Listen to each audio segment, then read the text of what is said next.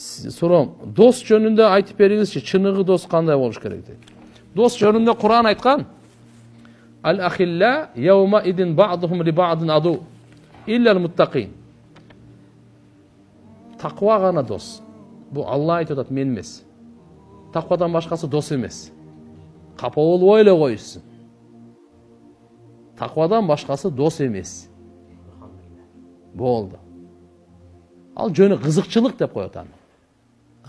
Кызыкчылык үчүн азыр сага временный рахат жеткириш үчүн досмун деп коет.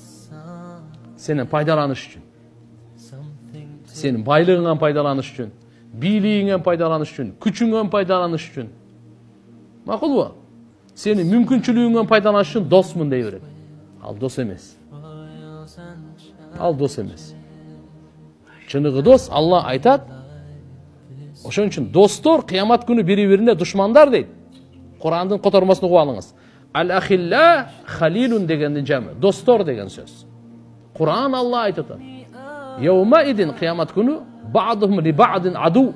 Gebirine düşman, konkretni düşman. Al жактагы düşmanlık çatak düşman. Mına düşmanlık irunda da. İllel muttaqin, takvalardan başka da koydu. Oldu. Çınıgı dost takva ken, kalganı dost emesi ken. Oldu.